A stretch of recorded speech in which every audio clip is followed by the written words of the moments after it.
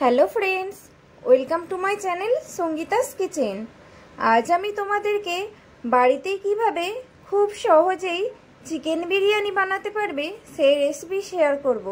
তাহলে চলো দেরি না করে দেখা যাক এর জন্য আমার কী কী লাগবে।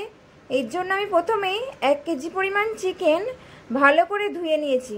তারপর চিকেনটাকে ম্যারিনেট করার জন্য প্রথমে 1 চামচ লঙ্কা গুঁড়ো, 1 চামচ হলুদ গুঁড়ো ও 2 চামচ টক দই ও 1 চামচ সরিষার তেল দিয়ে ভালোভাবে মেখে নেব চিকেনটিকে খুব ভালোভাবে এই সব কিছুর সাথে মিশিয়ে নিতে হবে। তারপর আমি এটিকে ঢাকা দিয়ে আধ ঘন্টার জন্য রেস্টে রেখে দেবো। এই সময় আমি আরেকটি পাত্রে 2টো ডিমকে সেদ্ধ করতে বসিয়ে দেবো। এছাড়া আমার বিরিয়ানির জন্য লাগছে বিরিয়ানির চাল, পেঁয়াজ কুচি, আদা, রসুন ও কাঁচা লঙ্কাকে আমি একসাথে পেস্ট করে নিয়েছি।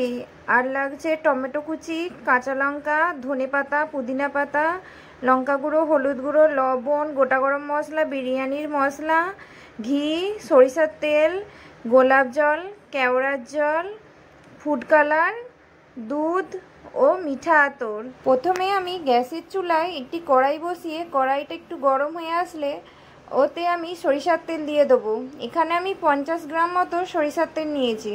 সরিষার তেল একটু গরম হয়ে আসলে ওতে আমি পেঁয়াজ কুচি দিয়ে দেবো। আমি এখানে বড় সাইজের 6-7টা পেঁয়াজ কুচিয়ে নিয়েছি। প্রথমে এই পেঁয়াজগুলির অর্ধেক পেঁয়াজ আমি বেরেস্তা করার জন্য ভেজে নেব। গ্যাসের ফ্লেম হাই করে পেঁয়াজটিকে ভেজে নিতে হবে। পেঁয়াজটি যখন ব্রাউন কালার হয়ে আসবে তখন ওতে স্বাদ মতো লবণ দিয়ে একটু নাড়াচাড়া করে আমি কড়াই থেকে তুলে নেব।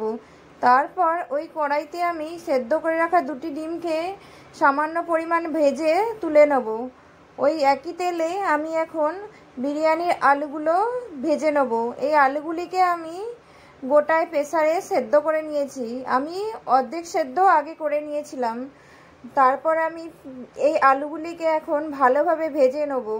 ওপর থেকে সামান্য পরিমাণ ফুড কালার ও কিছুটা হলুদ গুঁড়ো ও স্বাদ মতো লবণ দিয়ে আমি এখন এই আলুগুলিকে খুব ভালোভাবে নেড়েচেড়ে ভেজে নেব। আলুগুলি আমি আগে অর্ধেক সেদ্ধ করে রেখেছিলাম বলে এখন গ্যাসের ফ্লেম মিডিয়াম টু হাই করে এটি ভেজে নেব। এই আলু যতক্ষণ ভাজতে থাকছে সেই সময় আমি বিরিয়ানির চালটিকে খুব ভালোভাবে ধুয়ে পরিষ্কার করে নেব। আমি 2-3 বার জল পাল্টে ভালোভাবে ধুয়ে নিয়েছি। তারপর এই বিরিয়ানির চালে আরও কিছু পরিমাণ জল দিয়ে এটিকে আমি আধা ঘন্টা মতো ভিজিয়ে রাখবো। তারপর আমি আলুগুলিকে ভালোভাবে ভেজে কড়াই থেকে তুলে নেব।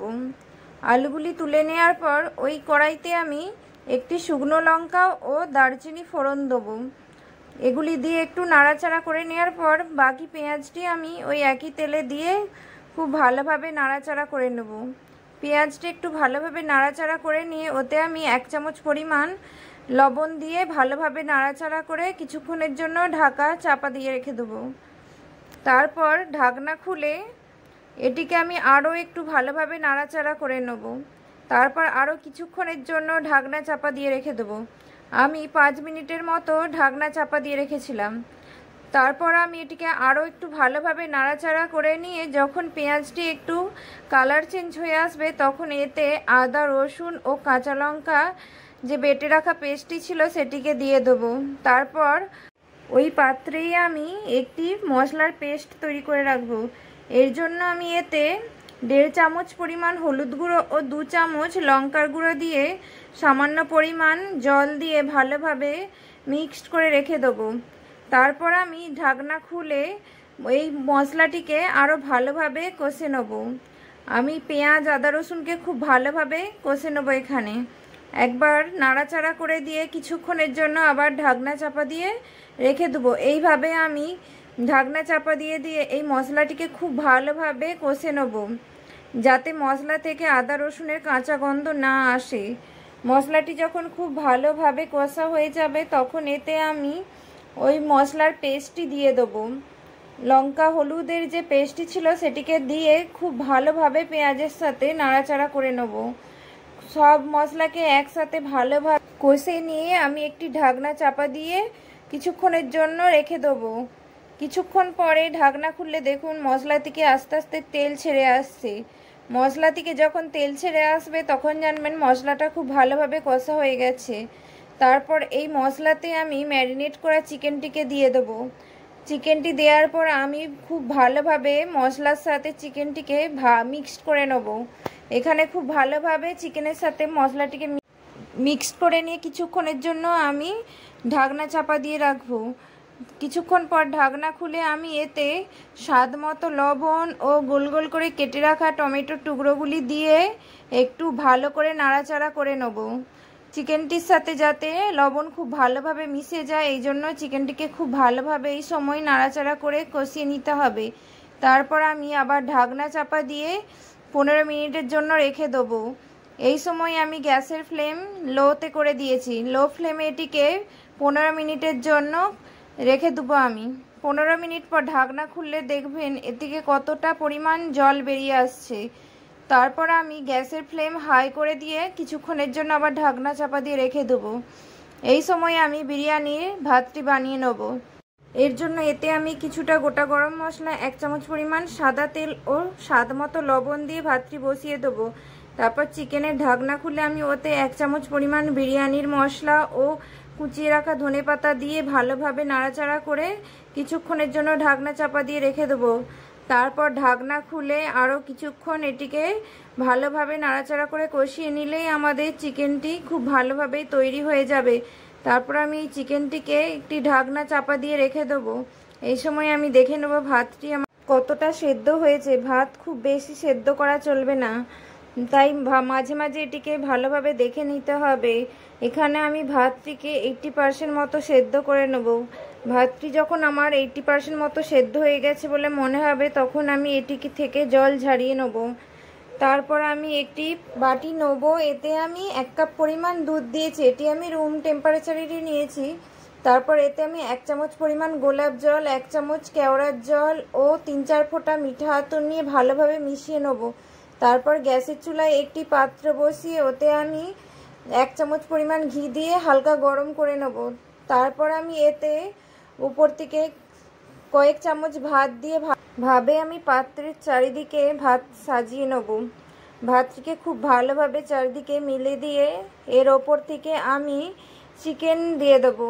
চিকেন কষাটি আমি ভালোভাবে সাজিয়ে নেব ওপর থেকে। তারপর এতে আমি ভেজে রাখা আলুটি দিয়ে দেবো। ভেজে রাখা আলুটিকে ভালোভাবে সাজিয়ে নেওয়ার পর আমি ওপর থেকে এই আলুতে কিছুটা গ্রেভি দিয়ে দেবো। ভালোভাবে গ্রেভি দিয়ে নেওয়ার পর আমি এতে ভেজে রাখা ব্রেস্তাটা ছড়িয়ে দেবো কিছু পরিমাণ। তারপর আমি এর ওপর থেকে যেই দুধের মিশ্রণটি বানিয়ে রেখেছিলাম সেটিকে একটি চামচের সাহায্যে চারিদিক থেকে দিয়ে দেবো।